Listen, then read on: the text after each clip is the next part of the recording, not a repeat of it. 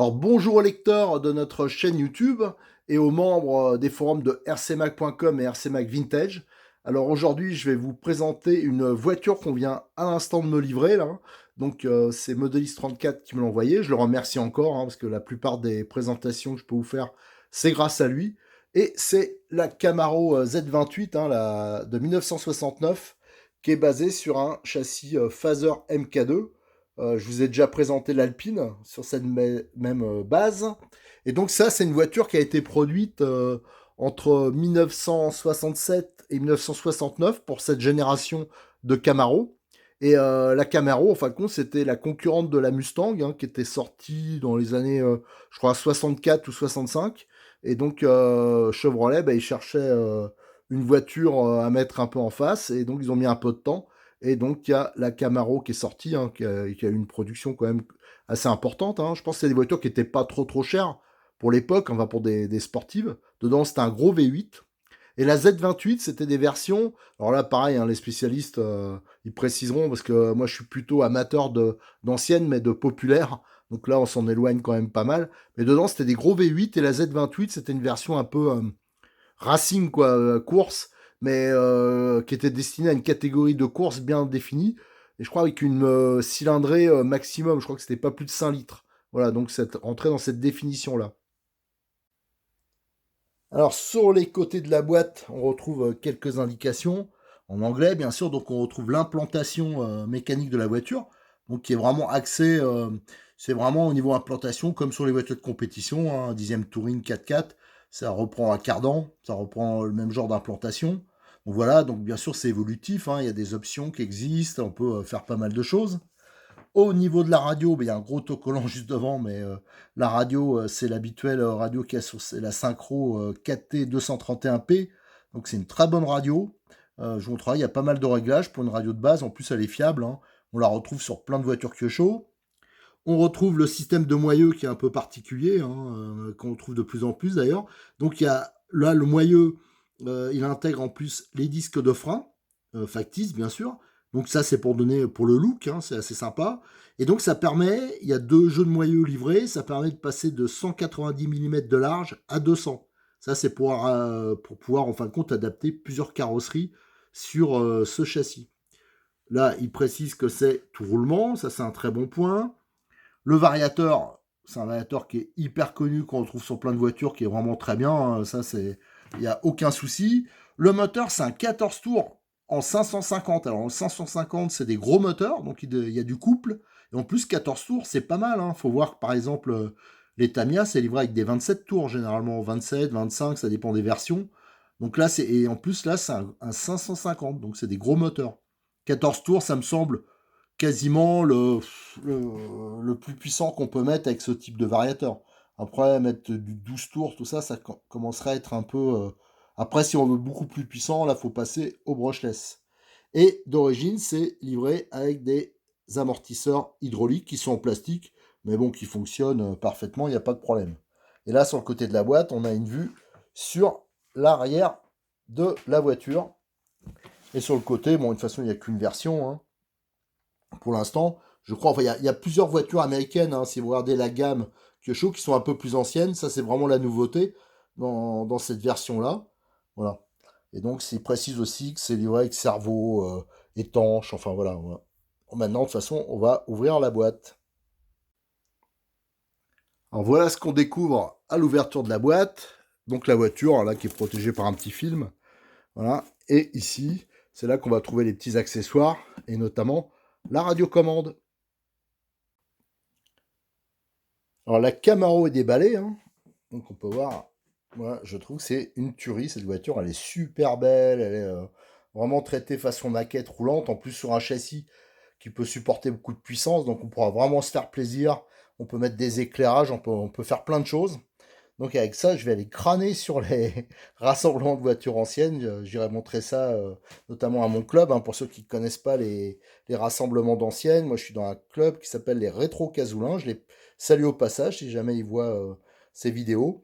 Et donc, il y en a quelques-uns qui ont des voitures américaines. Donc, j'irai, comme je peux pas voir, moi, j'ai qu'une 2 chevaux. Enfin, j'ai des voitures populaires. Donc, j'irai un peu faire les gros bras aussi avec cette voiture, bien sûr, qui est en miniature. Voilà, et donc, qu'est-ce qu'on a avec cette voiture? On a déjà la très bonne radio, c'est la radio qu'on connaît bien, qu'on retrouve sur plein de modèles de chez Kyosho, la KST 231P. Alors 231, pourquoi? Parce que l'émetteur c'est un 2 voix, là, parce que ici normalement c'est quand c'est en version 3 voix, ça doit être l'interrupteur de commande, mais je crois qu'il est sur cette version il n'est pas branché. Mais par contre on a le récepteur, lui il est en 3 voix. Et ce qui est bien dans cette radio, c'est qu'il y a pas mal de réglages. Alors déjà, on peut voir que le volant, il est décalé, hein, un peu comme sur les radios de compétition, hein, c'est ergonomique. Il y a un beau volant mousse qu'il faudra penser éventuellement à coller, hein, parce que ça a tendance à se déplacer, ça. On a sur l'arrière une prise de charge, une prise, je pense, qui peut être utilisée pour les jeux, hein, qu'on peut faire sur Internet. Ici, il y a un interrupteur, c'est juste un réglage. Voilà, vous voyez, ça change la course, c'est-à-dire la répartition de la course entre les gaz et le frein. Dans cette position, vous avez beaucoup plus de course pour les gaz et un peu moins pour les freins. Ça, c'est une histoire de sensibilité au niveau pilotage. Et on a ici les trims, les inverseurs, l'interrupteur général. Ici, c'est les voyants d'utilisation. Ici, c'est un réglage important et qu'on retrouve sur quand même beaucoup de radios. C'est le réglage du Allrad, hein, c'est le réglage du débattement général de la direction. Voilà. Mais en plus, ça on ne le retrouve pas sur les autres radios, on a les réglages des fins de course gaz-frein. Donc ça c'est vraiment super bien, surtout en thermique notamment, hein. Ça c'est la radio qu'on retrouve dans l'Inferno Neo par exemple. Voilà, donc c'est une très bonne radio. Moi je trouve pour dans cette gamme de prix, comparé à des marques où ils mettent des radios vraiment hyper bas de gamme, où les volants sont pas souples, tout ça, là c'est vraiment un produit qui est intéressant.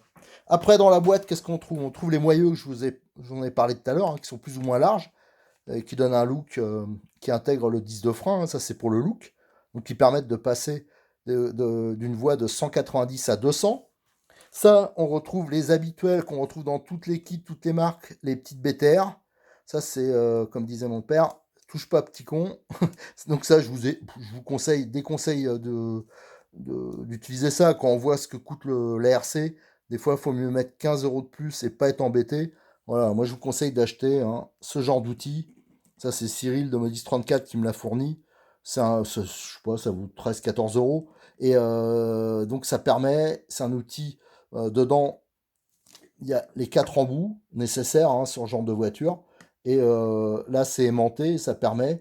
Donc, c'est compact, on peut le transporter, par exemple, quand on va rouler, si on y va en vélo, en voiture. Ça prend pas trop de place, c'est de la super qualité. Et au moins, on va pas abîmer les têtes de vis. Ce qui se risque de pas être le cas ici, on risque d'abîmer les vis, de foirer, que ce soit plus démontable. Donc, évitez ça. Là, vous avez la clé un peu universelle, hein, avec 3, 4, 5. Enfin, là, il y a toutes les, euh, toutes les tailles, hein. Ça peut toujours aider. Ici, vous avez plein de pièces. Alors, donc là, c'est les vis de fixation des roues quand on met une voie différente, hein, de celle d'origine. Ça, c'est pour, donc ça va avec les moyeux. Vous avez des cales là, pour le montage de cerveaux peut-être différents. Vous avez les palonniers. D'origine, ça doit être du 25 dents, mais là, il doit y avoir 23. Enfin voilà, il y a d'autres tailles. Des pistons différents qu'on veut faire des réglages. Des chapes aussi, d'amortisseurs pour la garde au sol, si on veut la modifier. Voilà.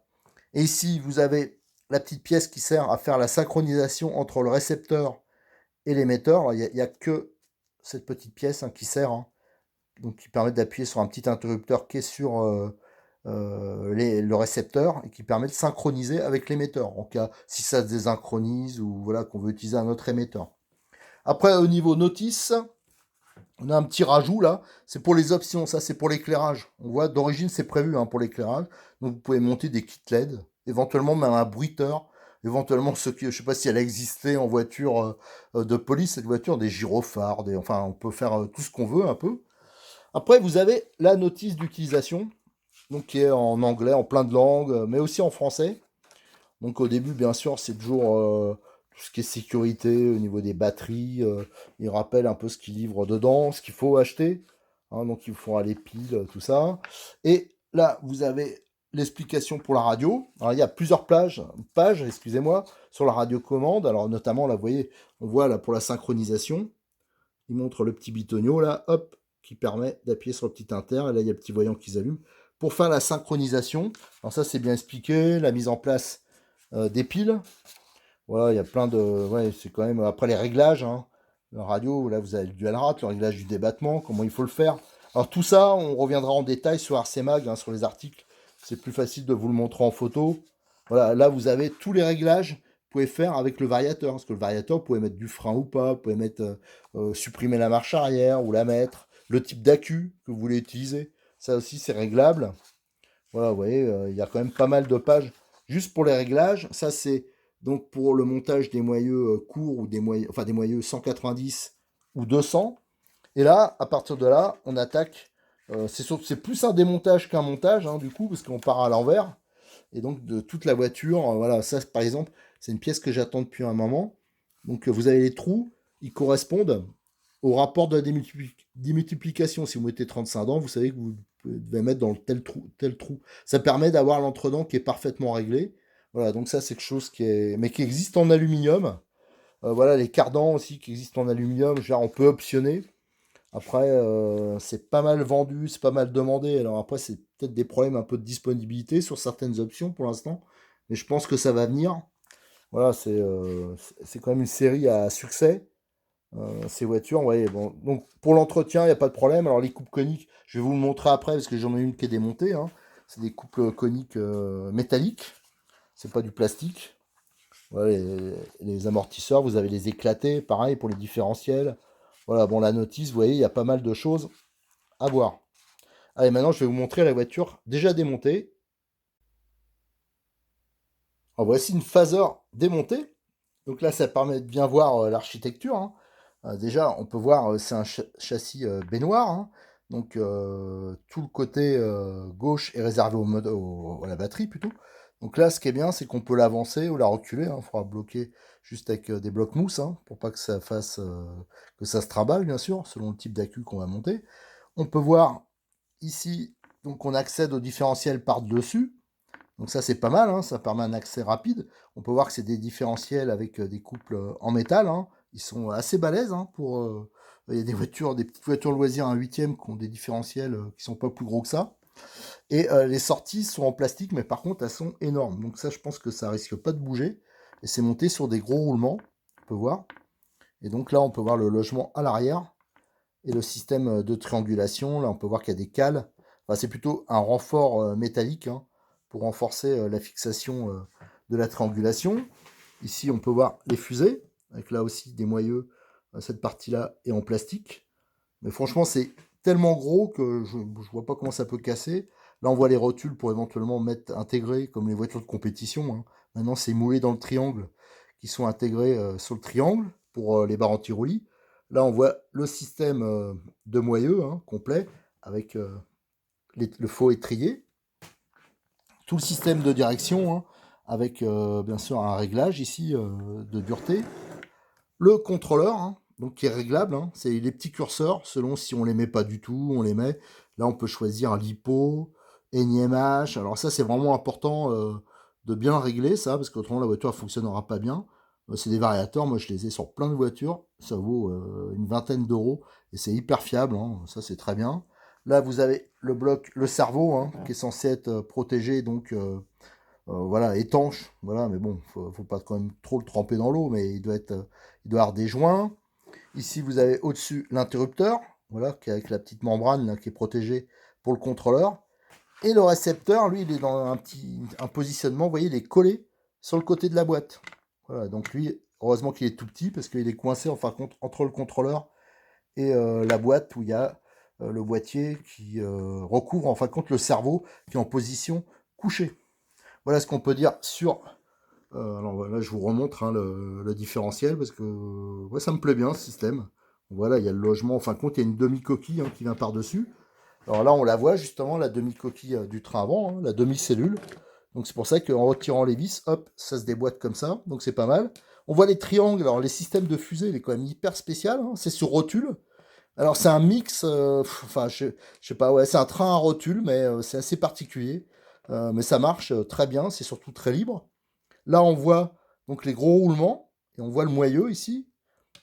Et donc, ça correspond. Là, dans le disque de frein, on retrouve l'empreinte et l'étrier qui est démonté. Donc voilà. Et ça, c'est les grosses butées de direction. Ça, on va le voir quand je vous montrerai le châssis.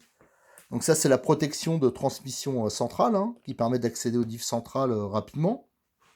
Là, qu'est-ce qu'on a? Je vais vous montrer avant. Les gros cardans, donc les corses en plastique, mais ils sont vraiment énormes. Donc je vois pas je vois pas comment il peut y avoir des problèmes de fiabilité vu la taille des cardans. Donc ça a l'avantage d'être en plus très léger. Voilà. Là, on a un diff que j'ai ouvert, donc c'est assez semblable en conception, hein, c'est semblable à ce qu'on trouve sur du 1/8, style les Néo, tout ça. Non, les pignons, c'est pas loin d'être. Je me demande même si les satellites, ce serait pas les mêmes. Donc là, c'est vraiment du gros. Donc là, pareil, à un niveau fiabilité, je vois pas le problème. Je pense qu'on peut rajouter, si on veut, pour améliorer la motricité, 2 satellites de plus. Là, on voit que c'est bien graissé, mais par contre, c'est de la graisse méca. Donc vous imaginez bien, pour ceux qui ont déjà vu les vidéos que j'ai fait sur les 1/8 que chaud, enfin ou même d'autres marques, dès qu'on démarre, hein, dès que ça tourne un peu, toute la graisse, ça se plaque contre les parois. Et après, c'est sûr qu'il y a une mauvaise... disons l'efficacité, le diff devient très libre après. Donc ça, ce que je ferais, moi, c'est que je mettrais de l'huile silicone. Voilà. Donc là, on a la partie supérieure, hein, ça c'est du train arrière. On voit il y avait pas mal de graisse aussi sur le coupe conique. Tout s'est déjà collé sur les parois. Voilà, donc on voit les biellettes supérieures, les amortisseurs hydrauliques. Là, on a le fameux support moteur, comme je vous ai montré sur la notice. Donc il y a des pré-réglages hein, pour l'entredent. Alors là, par contre, c'est un pignon en plastique. Alors là, je vois pas trop, comme c'est sous carter étanche, plastique, je vois pas trop le problème de fiabilité, mais ça existe après si on veut changer en métal, hein, sans problème. Là, on a les noix métalliques, ça c'est pour la transmission centrale, avec le pignon, voilà, de coupe conique. Qu'est-ce qu'on a? On a la transmission centrale arrière, hein. Donc pareil, hein, ça c'est l'avant, ça c'est la partie arrière avec la couronne. Voilà, le cardan central hein, qui est en plastique, pareil, là je vois pas trop le problème de fiabilité, mais ça existe pour ceux qui veulent se faire plaisir, ou si on met des gros moteurs, ça existe en aluminium. Là, les amortisseurs plastiques, pareil, là franchement l'option alu qui est assez chère, je vois pas trop l'utilité parce qu'ils fonctionnent très bien ces amortisseurs. Là j'avais démonté le bouchon pour avoir accès aux joints, pour regarder comment c'était conçu, c'est pas des joints sertis, donc ça, tout ça c'est démontable, on peut ajuster, enfin il n'y a aucun problème, on peut changer les pistons, l'huile. Voilà, ça c'est le carter avant, hein, de la cellule avant. Le pare-choc mousse, voilà. Donc qui est en une partie, enfin voilà, on peut changer la mousse à part, on peut la recouper selon les voitures, il y a pas mal de choses. Ça c'était les jantes, ouais, j'avais juste montré parce que c'est pas les mêmes du tout, même les pneus sur la Camaro, c'est celle de l'Alpine, voilà. Et ça c'est les jantes tout alu que j'avais prévu de mettre. Ouais, il existe toute une gamme de jantes alu là qui sont superbes. C'est toujours pareil, hein, c'est pas pour l'efficacité, c'est pour ceux qui veulent se faire plaisir. Et là, on voyait que c'était vraiment des pneus Racing qui étaient montés sur l'Alpine. Allez, maintenant, on va regarder un peu ce qu'il y a sous la Camaro, sous la belle carrosserie. Abracadabra, Camaro, ouvre-toi. Voilà, la belle Camaro. Alors, on voit qu'il vous restera à acquérir une batterie. Alors là, c'est des prises que je regarde, c'est des prises DIN. Ça, c'est un bon point parce que si vous voulez mettre directement du lipo, ce que je vous conseille, hein, parce que c'est quand même des voitures déjà hyper sympas, quoi. Ça peut aller vite. Donc autant mettre le lipo, vous aurez un peu plus de puissance et aussi plus d'autonomie. Donc prévoyez avec des prises DIN.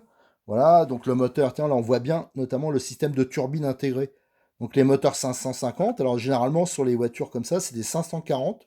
Donc le 550, il est plus long. Et en plus, celui-là, il a la petite turbine de refroidissement intégrée. Et c'est un 14 tours. Alors 14 tours, ça commence à être un peu méchant. Alors on peut, après, il existe des petits radiateurs là. Cyril, ça il en a, pareil que je remodélise 34, hein, il a toute une gamme de petits variateurs alu, des radiateurs je veux dire. Donc ça permet d'améliorer le refroidissement, voilà, c'est toujours sympa. Donc comme je vous montrais, le petit contrôleur qui est coincé entre le moteur et le cerveau qui est couché. Et au milieu, là, on a le petit boîtier, le récepteur, hein, qui est dans une position, comment dire, lui, il est vraiment à l'étroit. Alors moi, j'avais prévu peut-être de le mettre au-dessus, de voir. Enfin, ça, je resterai peut-être pas comme ça. Là, on peut voir les grosses butées de direction aussi, je vous en parlais tout à l'heure. Donc, elles sont vraiment énormes, donc ça, c'est bien. On risque pas d'aller trop loin hein, en butée. Voilà, hop. Ça évite de pas braquer exagérément et de tout péter. Et là, les superbes jantes. Ouais, sont pas belles ces jantes là avec le dessin de pneus, le profil qui est assez réaliste. Donc ça, c'est vraiment une belle réussite. Voilà, ça, je pense que même ça montera sur d'autres voitures, hein. Elles sont vraiment très belles. Donc là, vous avez l'architecture générale de la voiture, hein. Tout ce qui est partie électronique, c'est du côté droit. La partie batterie, propulsion, c'est du côté gauche. Donc là, vous avez le moteur, il est collé hein, à la cellule arrière. Hein. Ici, tout est étanche hein, sous carter. Donc c'est pour ça que même si le pignon moteur, il est en plastique, bon, c'est pas trop grave. Quoi. Et voilà, dès qu'on veut se faire plaisir, on peut s'acheter la petite option, mais ça n'empêche pas de rouler. On n'aura pas de problème avec ça. Là, vous avez donc le système de plot là, pour les carrosseries, on voit qu'il est ajustable en hauteur, hein, que ce soit à l'avant ou à l'arrière. Il y a plusieurs trous, donc ça permet d'ajuster. Là, vous avez donc le train avant avec son système de rotule. Vous voyez, ça braque pas mal. Et c'est vrai, c'est très souple. On n'a pas souvent rencontré ce système qui est assez original. Moi, j'aime bien, c'est assez sympa. Les triangles sont très aérés. Voilà, c'est une voiture que je trouve assez jolie.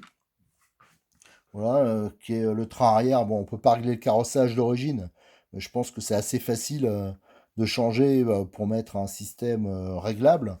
Et de toute façon, je pense que la plupart des débutants faut mieux qu'ils gardent le réglage d'origine qui, de visu, me semble quand même pas mal.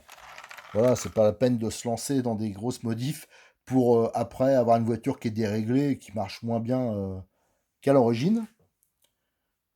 Voilà. Le train arrière, avec donc les cales, là, il y en a qui sont livrés en rab, il y a toute une gamme de ressorts hein, si on veut faire des modifications.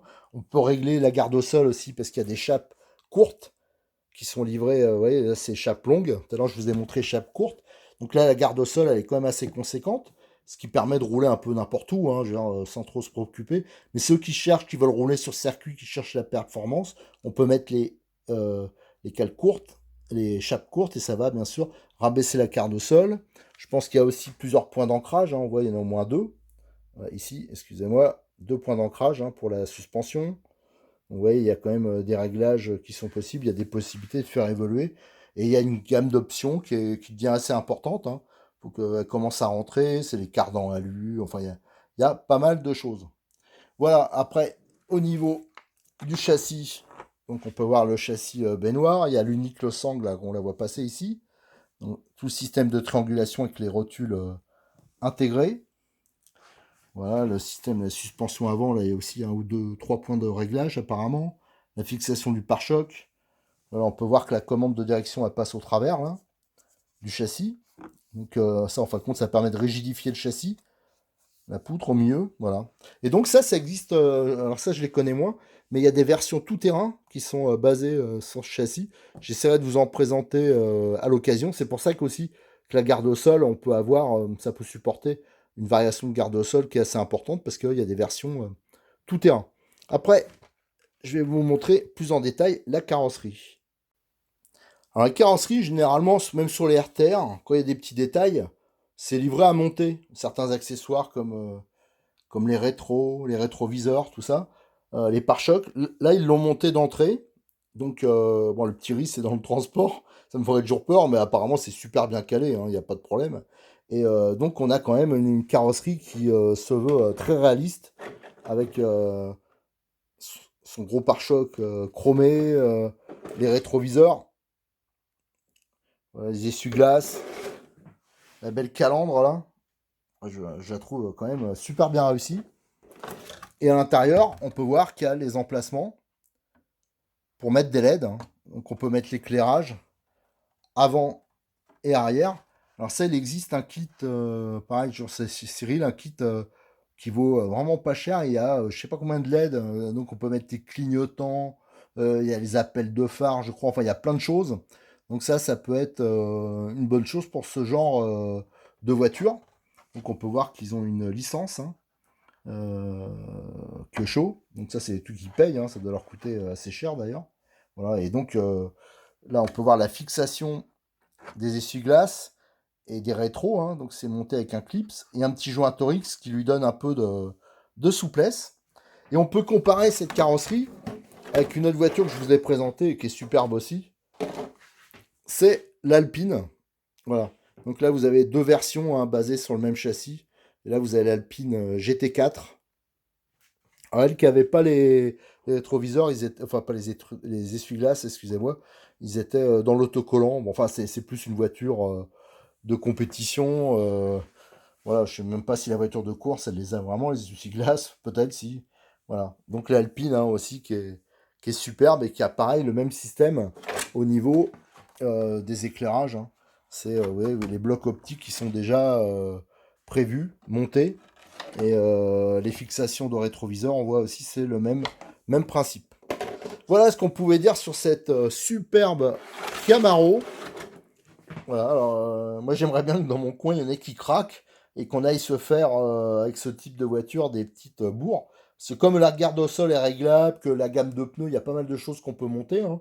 Bah, l'avantage c'est qu'on peut aller rouler sur des parkings, on peut se faire plein de trucs, je pense, sympas sans aller particulièrement dans un club. Hein, parce que les clubs vitesse, c'est sûr que c'est pas facile à trouver.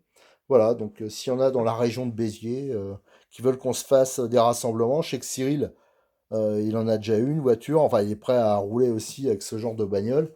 Donc n'hésitez pas, on peut se donner, faire des rencarts là-dedans, et on ira se faire des petites arsouilles. Allez, je vous remercie, et à bientôt. Alors donc comme d'habitude, hein, là j'ai tendance à faire les vidéos avant les articles sur RC Mag, ce qui n'est pas habituel, mais c'est le confinement qui veut ça. Mais par la suite, il y aura les articles avec les photos, les articles sur RC Mag et ce sera beaucoup plus facile d'échanger à ce moment-là et de se donner des trucs et astuces pour améliorer, pour les réglages, pour voilà, tout ce qu'on peut faire et aussi pour augmenter le réalisme, pourquoi pas. Voilà, donc je vous donne rendez-vous sur les forums de RC Mag et de RC Mag Vintage. Allez, merci à tous, à bientôt.